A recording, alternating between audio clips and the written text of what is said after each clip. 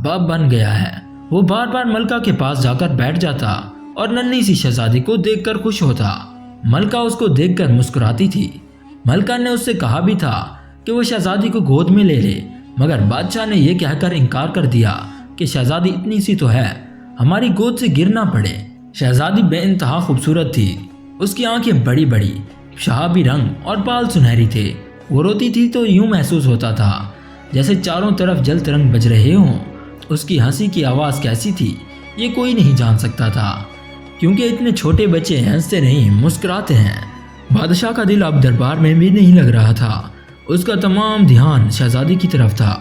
शहजादी सुल्ताना की परवरिश बड़े नाजो नाम से हो रही थी। उसके खिलौने सातों समंदर पार से आते, माहिर कारीगर रेशम के कीड़ों से हासिल करदा रेशम से उसके लिबास बनाते।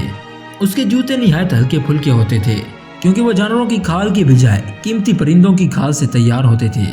इस जमाने में पैम्परों का रिवाज नहीं था, वरना मलका बेशकीमती पैम्पर भी मंगवा कर रखती।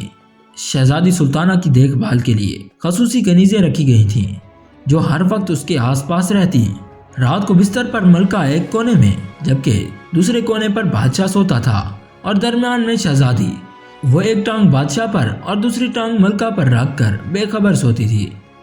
शहजादी सुल्ताना की परवरिश बहुत लाड प्यार से हो रही थी, और इस लाड प्यार ने उसे किसी हद तक बिगाड़ दिया था और वो काफ़ी बदतमीज़ हो गई थी।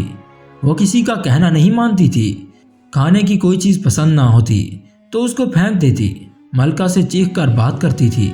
बाप से चीख कर तो बात नहीं करती थी, लेकिन अगर उसे बादशाह की कोई बात बुरी लगती तो दांत पीस कर उसके चटके भर लिया करती थी। ये बात नहीं थी कि वो सिर्फ मलका का कहा नहीं मानती थी, बादशाह भी जब उससे कुछ कहता तो उसकी बात भी नहीं सुनती थी। ये सब उसके बचपन की बातें थीं। बादशाह और मलका इन बातों को इसलिए नज़रअंदाज करते रहे कि वो बच्ची थी और इकलौती थी, और बादशाह की शादी के बहुत सालों बाद पैदा हुई थी। मगर बादशाह की अकल तो उस वक्त ठिकाने आई जब अपनी 16वीं सालगिरह पर शहजादी ने अपने केक को ज़मीन पर गिरा दिया। उस तकरीब में वजीर, मुशीर और अमरा अपनी बेगमात के साथ शामिल हुए थे। शहजादी सुल्ताना की इस हरकत से बादशाह की सख्त बेइज्जती हुई थी। वो महफल से उठकर चला गया। खुद मलका भी सन्नाटे में रह गई थी। उसने शहजादी को सरजश की। उसने शहजादी को डांटा तो शहजादी भी उससे बदतमीजी करने लगी।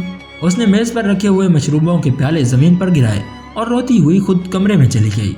अगले रोज़ शहजादी के इस सलूक का जगह जगह पर चर्चा होने लगा। लोग सख्त अफसोस कर रहे थे कि इनका बादशाह किस कदर अच्छा और रियाया परवर है, मगर इसकी बेटी को देखो, निहायत चिड़चिड़ी, बद दिमाग और बद इखलाक है। अल्लाह ऐसी बेटी दुश्मन को भी ना दे। बादशाह के कानों में जब ये बातें पड़ी वो बहुत गमज़दा हुआ। उसे अंदाज़ा हो गया था कि उसके और मलका के लाड प्यार ने शहजादी को दो कौड़ी का कर दिया है। गलती इन्हीं की थी, मगर अब क्या हो सकता था। मलका भी बहुत परेशान थी। सालगिरह वाले वाक़ये के बाद बादशाह और मलका ने शहजादी से बातचीत कम कर दी थी, मगर शहजादी को इस बात पर ज़रा बराबर भी परवाह ना हुई। अपनी गलती अगर तस्लीम करती तो खुद को बदलने की कोशिश ना करती, मगर उसने आज तक खुद को गलत समझा ही नहीं था। बादशाह चुप चुप रहने लगा था। अगर ऐसी बेटी किसी और की भी होती तो वो भी बेचारा चुप चुप ही रहता। बादशाह को यूं चुप चुप देखकर एक रोज़ उसके वफादार और अक्लमंद वजीर ने कहा, जहाँ पनाह, ऐसे तो हालात ठीक नहीं होंगे, उनको ठीक करने की कोई तदबीर करनी होगी। मेरा तो ख्याल है कि शहजादी साहिबा की शादी कर दी जाए। उम्मीद है कि शादी के बाद वो ठीक हो जाएंगी। शहजादी ने कहा, मुंह फट और बदतमीज़ लड़कियों से कौन शादी करता है। शहजादी सुल्ताना के साथ कोई नौजवान शादी पर तैयार नहीं होगा। बादशाह की बात सुनकर वजीर सोच में पड़ गया। बहुत देर तक सोचने के बाद उसने कहा, जहाँ पनाह, अगर आप मेरी बात पर अमल करें तो मुझे पक्का यकीन है कि सब कुछ ठीक हो जाएगा। बादशाह ने बेबसी से कहा, ऐ वजीर, इस परेशानी से निकलने के लिए हम तुम्हारी हर बात मानने को तैयार हैं। वजीर बोला, पहली बात तो ये, आप अपने रवैये और लहजे में सख्ती पैदा करें। बच्चों से हर वक्त नरम लहजे की गुफ्तगू उन्हें खुद सर बना देती है। दूसरी बात मैं आपको बाद में बताऊंगा। बादशाह ने हामी भर ली। वो ऐसा ही करेगा। बादशाह जब महल में पहुंचा तो शहजादी सुल्ताना का मूड खुशगवार था। बाप को देखकर वो दौड़कर उसके पास करीब आई और मोहब्बत से उसका हाथ पकड़ लिया। अब्बा हजूर, आप मुझसे नाराज़ ना हुआ करें। बादशाह ने अपना हाथ उससे छुड़ा लिया और सख्त लहजे में बोला, शहजादी, آپ محل کے آداب کا خیال رکھا کریں، ہم اس سلطنت کے شہنشاہ ہیں۔ یہ ٹھیک ہے کہ ہم آپ کے باپ بھی ہیں، مگر تمیز بھی کوئی چیز ہوتی ہے۔ شہزادی سلطانہ کا منہ حیرت سے کھل گیا۔ بادشاہ کی اس بات نے اسے سہما دیا تھا، حالانکہ اسے غصہ بھی آ رہا تھا۔ اس نے اس بات کی شکایت ملکہ سے کی۔ ملکہ تو خود اس کے برے رویے سے تنگ تھی، بے رخی سے بولی، اتنی بڑی ہو گئی ہو، کچھ تو تمیز سیکھ لو۔ شہزادی سلطانہ ماں کو تو کچھ سمجھتی ہی نہیں تھی۔ اس کی بات سن کر غصے میں پاؤں پٹکتے ہوئے چلی گئی۔ رات کو بادشاہ نے ملکہ سے کہا، ملکہ ہم چاہتے ہیں کہ اب شہزادی سلطانہ کی شادی کر دی جائے۔ ملکہ اداسی سے بولی، اس کی بد مزاجی کے قصے تو بچہ بچہ جانتا ہے۔ ملکہ کی بات بادشاہ کے دل پر لگی اور اس کی آنکھیں نم ہو گئیں۔ وہ خاموش ہو گیا۔ ان تمام واقعات کے بعد شہزادی سلطانہ اپنے کمرے میں ہی بند ہو کر رہ گئی۔ شام کو وزیر بادشاہ سے ملنے آیا۔ اس کی آواز سنی تو بادشاہ کو یاد آ گیا کہ وزیر نے شہزادی والے معاملے میں کوئی بات بتانی تھی۔ اس نے فوراً وزیر کو طلب کر لیا۔ وہ ایک کمرے میں بیٹھ کر چپکے چپکے باتیں کرنے لگے۔ اگلے بادشاہ کی ہدایت پر ملکہ نے شہزادی سلطانہ کو یہ اطلاع دی کہ اس کی شادی طے کر دی گئی ہے۔ شہزادی نے یہ سنا تو وہ پھٹ پڑی۔ ہاں کر دیجیے میری شادی، میں خود بھی اب یہاں پر نہیں رہنا چاہتی۔ کچھ دنوں بعد شادی کی تقریب ہوئی۔ شام کو شہزادی کو اس کے شوہر کے ساتھ ایک بگی میں بٹھا کر روانہ کر دیا گیا۔ نہ کوئی ڈول تاشے بجے، نہ آتش بازی کی گئی۔ شہزادی سلطانہ اس دوران اتنے غصے میں تھی کہ اس نے یہ بھی نہ سوچا کہ اس کی شادی کس سے ہو رہی ہے، اور نہ ہی اس نے نظر بھر کر اپنے دولہا کو دیکھا۔ اور تو اور رخصتی کے وقت وہ بادشاہ اور ملکہ سے لپٹ کر روئی بھی نہیں۔ اس کی یہ وجہ نہیں تھی کہ اس کو ڈر تھا کہ رونے سے اس کا میک اپ خراب ہو جائے گا۔ اس کا تو کسی نے بناؤ سنگھار بھی نہیں کیا تھا، بلکہ وہ اس لیے نہیں رو رہی تھی کہ اس کو رونا نہیں آ رہا تھا، کیونکہ وہ بادشاہ اور ملکہ سے سخت ناراض تھی۔ بگی میں بیٹھی تو اس نے کن آنکھوں سے اپنے شوہر کی طرف دیکھا۔ وہ ایک حسین و جمیل نوجوان تھا، مگر اس کے چہرے پر ایک عجیب سی بے رخی تھی۔ شادی کے موقع پر تو چہرے پر خوشی ہوتی ہے، مگر وہ تو سنجیدہ ہو کر بیٹھا تھا۔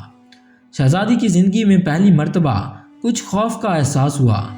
تھوڑی دیر بعد بگی رکی۔ ان کی منزل آ گئی تھی۔ وہ اس نوجوان کا گھر تھا۔ وہ نوجوان اتر کر نیچے کھڑا ہو گیا۔ اس نے جب دیکھا کہ شہزادی اترنے کا نام ہی نہیں لے رہی۔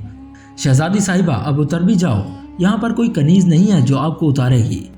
میں تو یہاں پر ایک لکڑہارا ہوں، پہلے سارا کام میں خود کرتا تھا، اب تم سے کرواؤں گا۔ میں نے اپنی زندگی میں بڑی تکلیفیں برداشت کی ہیں، اب سکھ کا سانس لوں گا۔ شہزادی تو ہکا بکا رہ گئی۔ اس کی شادی ایک لکڑہارے سے کر دی گئی تھی۔ دکھ اور شرمندگی کے باعث اس کی آنکھوں میں آنسو آ گئے۔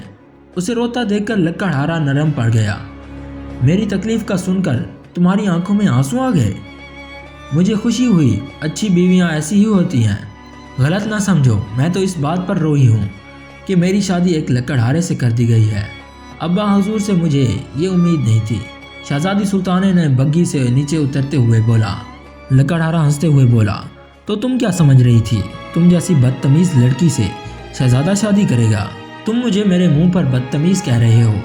شہزادی نے چیخ کر کہا، میں تو منہ پر کہہ رہا ہوں، ورنہ لوگ تو تمہیں پیٹ پیچھے یہی کہتے رہتے ہیں۔ وہ تو بادشاہ سلامت کا حکم تھا کہ میں تم سے شادی کروں، میں مجبور ہو گیا تھا، ورنہ میں تم سے کبھی بھی شادی نہ کرتا۔ انہوں نے اپنی مصیبت میرے گلے میں ڈال دی ہے، اب زندگی بھر بھگتوں گا۔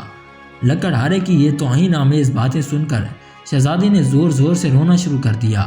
لکڑہارا اس کے رونے سے گھبرا گیا تھا، مگر اس نے ظاہر نہیں کیا۔ تم نے اگر رونا دھونا بند نہیں کیا تو میں تمہیں اس جنگل میں چھوڑ آؤں گا۔ شیر چیتے دن میں تو نہیں، البتہ رات کو ضرور نکلتے ہیں۔ اس کی دھمکی کارگر ثابت ہوئی۔ شہزادی نے رونا بند کر دیا۔ لکڑہارا اسے لے کر گھر میں داخل ہوا۔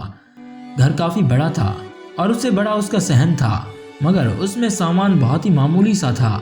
شہزادی منہ بنا کر ایک طرف بیٹھ گئی۔ لکڑہارے نے باورچی خانے میں جا کر کھانے کا انتظام کیا۔ شہزادی کو بھوک لگ رہی تھی، اس لیے اس نے چپ چاپ کھانا کھا لیا۔ کھانا کھانے کے دوران تو وہ چپ ہی بیٹھی رہی۔ کھانے کے بعد بولی، میں اپنی قسمت پر شاکر ہوں، مگر ابا حضور اور ہمیں حضور نے میرے ساتھ اچھا نہیں کیا۔ لکڑہارا تلخی سے بولا، ان کی زیادتی تو تمہیں یاد ہے، تم کیا کرتی تھی؟ بھول گئی؟ تم نے ان کے لاڈ پیار کا ناجائز فائدہ اٹھایا تھا، تم اکلوتی تھی۔ اس لیے وہ تم سے بہت پیار کرتے تھے، تمہاری ہر بات مانتے تھے اور ہر خواہش پوری کرتے تھے، اور تم نے ان کا یہ سلا دیا، اپنی من مانی کرنے لگی اور تمہاری یہ من مانیاں بدتمیزی میں بدل گئیں۔ ضد تو چھوٹے بچے ہی کرتے ہیں اور ضد کرتے بچے اچھے بھی لگتے ہیں، مگر تمہارے جیسی لڑکی ضد کرتے ہوئے بالکل بھی اچھی نہیں لگتی۔ میرا بس چلے تو میں ایسی لڑکیوں کو مرکھنے بیل کے آگے ڈال دوں تاکہ وہ ان کے خوب ٹکرے مارے اور مزہ چکھا دے۔ یہ سن کر شہزادی پھر سے رونے لگی۔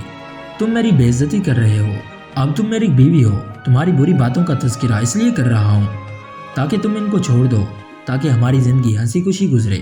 سالگرہ والے دن تم نے کتنی بدتمیزی کی تھی، لکڑہارے نے اسے یاد دلایا۔ شہزادی چونک گئی۔ تمہیں کیسے پتہ چلا؟ یہ بات تو ہمارے ملک کے بچے بچے کو معلوم ہے۔ اس دن ہمارے محلے میں 2 عورتوں کی لڑائی ہو رہی تھی، تو ان میں سے ایک عورت نے دوسری عورت کو یہ کہہ کر بد دعا دی کہ اللہ کرے تیری بچی شہزادی کی طرح بدتمیز ہو جائے۔ یہ سن کر شہزادی کا چہرہ شرم سے سرخ ہو گیا۔ لکڑہارے کی باتیں سن کر اس کو احساس ہونے لگا کہ وہ واقعی اس نے اپنے ماں باپ کے ساتھ بہت برا کیا۔ وہ اس سے اتنی محبت کرتے تھے، مگر اس نے ہمیشہ ان کی محبت کا ناجائز فائدہ اٹھایا۔ اپنی یہ بات سوچ سوچ کر اس کی آنکھوں سے آنسو جاری ہو گئے۔ وہ ہچکیاں لے لے کر رو رہی تھی۔